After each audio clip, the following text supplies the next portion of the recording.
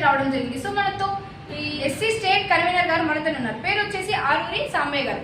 As state convener గా sir ఇప్పటివరకు ఎలాంటి అభివృద్ధి కార్యక్రమాలు చేపట్టారో వారిని మాట్లాడి తెలుసుకున్న ప్రయత్నం చేద్దాం. నమస్తే సార్, బాగున్నారా?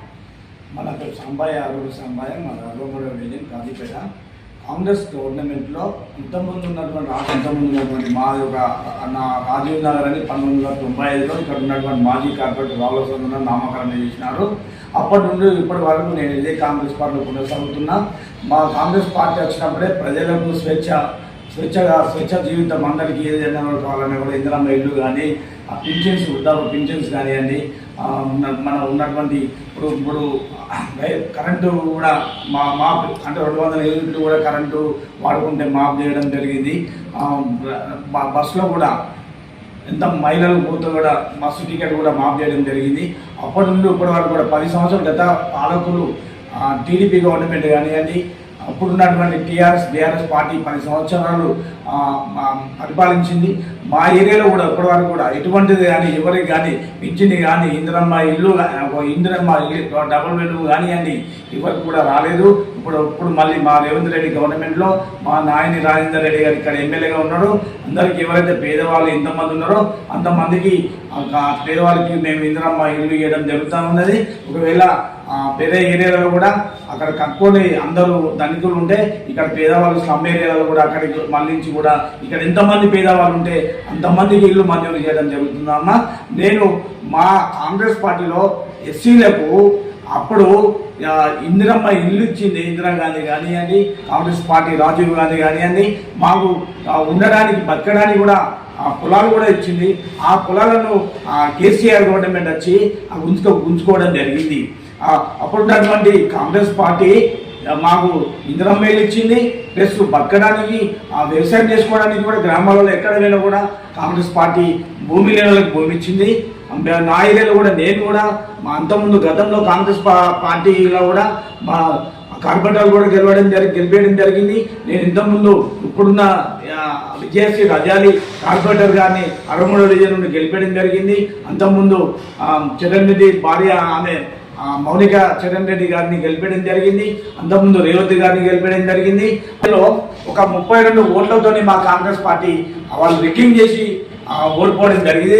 వాళ్ళ కులపైన కూడా ఒక 200 ఓట్లు వేసి గెలిచడం జరిగింది. అక్కడ నాగా ఎస్ఐ గారిని 95లో వెలంగిని స్కూల్లో రిగ్గింగ్ చేసి 32 ఓట్లతోని మా కాంగ్రెస్ పార్టీ ఓడిపోవడం జరిగింది. అప్పటి నుండి 1989 నుండి ఇప్పటి వరకు కూడా నేను కాంగ్రెస్ పార్టీకి సేవ చేస్తున్నా. కాంగ్రెస్ పార్టీ ఎప్పటికి కూడా మేము బతికినంత కాలం కూడా కాంగ్రెస్ పార్టీలో ఉంటాము. మాకు కాంగ్రెస్ పార్టీ వచ్చి మా ఏరియాలలో ఎంతమంది వృద్ధాప్య పెన్షన్స్ ఎంతమందిలో కూడా అందరికి ఇవ్వడం జరిగింది. ఇప్పుడు కూడా బోరింగ్లు వేయడం జరిగింది. రోడ్లు కానీ మోరీలు కానీ మాకు ఉన్నటువంటి కమిటీలు కానివ్వండి, ఎవరు కూడా 10 సంవత్సరాలు పరిపాలించిన ఎమ్మెల్యే గారు కూడా కానివ్వండి, ఎవరు కూడా మా ఎలక్ట్రిక్ నిలుస్తులు లేరు. ఇప్పుడు మాకు పండుగ వాతావరణం, పేద ప్రజలకు పండుగ వాతావరణం జరుపుకుంటున్నారు. ఎందుకంటే అప్పుడు 10 ఏళ్ళు పరిపాలించిన బీఆర్ఎస్ పార్టీ మాకు ఎటువంటి పనులు చేయలేదు. మేము మా పార్టీ రాజశేఖర రెడ్డి పీరియడ్లో 10 సంవత్సరాలు ఏ పని కావాలంటే మాకు అన్ని పనులు మాకు ఇక్కడ ఉన్నటువంటి నాయని రాజేందర్ రెడ్డి గారు కూడా ప్రజల పక్షపాతం వండుకుంటూ పేదలకు ఏమి కావాలన్నా కూడా ఇందిరమ్మ ఇల్లు కానివ్వండి, ఎంతమంది వితంతు పింఛన్స్ కానివ్వండి, ఏ కార్యక్రమం ఉన్నా కూడా మన ఆరోగ్యశ్రీ కూడా ఎంతమంది ఉంటే అంతమంది కూడా సీఎం దగ్గర పోయి ప్రత్యేకంగా మంజూరు చేయడం జరుగుతూ ఉన్నది.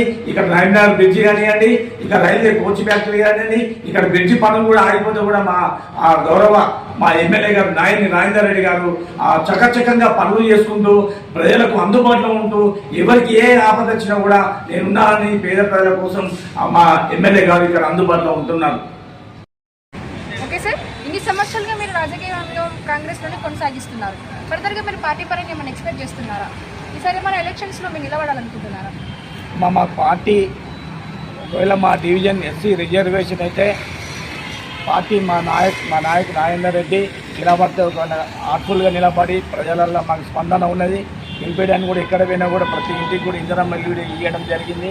ప్రతి అవకాశాలు అంటే 200 యూనిట్లు మొదలు పెడితే ఇప్పటి వరకు అన్ని గవర్నమెంట్ ఏ అవకాశం పెట్టినా అన్ని రకాలుగా మాకు స్పందన ఉన్నది. 6 గ్యారెంటీలలో అన్ని గ్యారెంటీలు కూడా ఇచ్చుకుంటూ పోతున్నాం. ఒక గ్యారెంటీ కూడా త్వరలోనే కూడా దొరుకుతుంది. మేము ప్రతి ఇంటికి పోయినా కూడా స్పందన ఉన్నది. కాంగ్రెస్ పార్టీ గెలుస్తుంది. కాంగ్రెస్ పార్టీ ఈ పార్టీ ఏ బాధ్యత అప్పగించినా బాధ్యత నేను నెరవేరుస్తా. నేను 1984లో 82లో మా దగ్గర వెంకటనారాయణ గౌడు పొద్దు రాజయ్య గారిని మాకు శ్రమలు ఉన్నటువంటి వాళ్ళు అప్పుడు గెలిచి కాంగ్రెస్ పార్టీ నుండి మాకు రోడ్లు వేయడం జరిగింది, మోరీలు వేయడం జరిగింది, లైట్లు వేయడం జరిగింది. అప్పుడు తర్వాత మళ్ళీ రాజశేఖర రెడ్డి వచ్చినా కానీ కాంగ్రెస్ పార్టీ ఎప్పుడు అధికారంలో వస్తే అప్పుడు మా ఏరియాలలో ప్రతి పని ఏ పని కావాలన్నా కూడా ఆ పని మా నాయకులు అందుబాటులో ఉన్న నాయకుల దగ్గర పోవడం జరిగింది. నేను అప్పుడు మా కొండల లక్ష్మయ్య గారు మంత్రిగా ఎమ్మడే మన నీళ్ళ శాఖ మంత్రిగా ఉన్నప్పుడు కూడా మంత్రిగా ఉన్నప్పుడు మా ఏరియా నుండి ఒక 250 మందికి పింఛన్ వితంతు వృద్ధాప్య పింఛన్ అందరినీ పట్టుకుపోయి ఇస్తే ఎంబడే సంతకం చేసి ఎంబడే మంజూరు చేయడం జరిగింది. మాకు బోరింగులు కూడా అప్పుడు మా కాంగ్రెస్ పార్టీ నుండి కొండల లక్ష్మయ్య మంత్రిగా ఉన్నాడు, బోరింగులు కూడా మంజూరు చేయడం జరిగింది. ప్రతి ఏరియా ఏ కాలనీ ఏ సమస్య ఉన్నా కూడా కమిటీ హాలు మా అక్కడ మాజీ ఎంపీ సిరిసిల్ల రాజయ్య గారు కూడా ఆయన కోటలో మా కమిటీ హాలు కూడా మంజూరు చేయడం జరిగిందమ్మా. అప్పటి నుండి ఇప్పటి వరకు పార్టీకి కూడా ఏ కార్యక్రమం అప్పచెప్పినా అది బాధ్యతగా మేము నెరవేరుస్తున్నాను అమ్మా. ఓకే సార్, మీ డివిజన్లో ఇప్పటివరకు ఇంకేం సమస్యలు లేవని అంటున్నారు? ఏం లేవమ్మా, అంతటా అందరికి ఏది కావాలన్నా కూడా అది ఎంతమంది కట్టుకున్న వాళ్ళు ఇందిరమ్మ ఇల్లు ఒకవేళ మంజూరు కాకుండా కూడా మేము మంజూరు చేయడానికి మా ఎమ్మెల్యే గారు ముందుకు వస్తున్నారు. ఎందుకంటే వేరే డివిజన్లలో కట్టుకున్నలు కొంత ధనికులు ఉన్నా కాడ అక్కడ అది మా స్లమ్ ఏరియాకు మళ్ళించి అది ఇక్కడ ఎంతమంది ఉంటే అర్హులైన వాళ్ళు ఎంతమంది ఉంటే అంతమందికి ఇవ్వడానికి మా ఎమ్మెల్యే గారు సిద్ధంగా ఉన్నాడు. ప్రజల పక్షం ఆయన ఇంకో 10 సంవత్సరాలు కూడా ఎమ్మెల్యేగా గెలిచి మంత్రి పదవి కూడా వచ్చే అవకాశం ఉన్నాయి. ఓకే సార్, ఇంటర్వ్యూ కన్క్లూజన్ ఇచ్చే ముందు మరి సనంత్ గారు చెప్పాలనుకుంటున్నారా?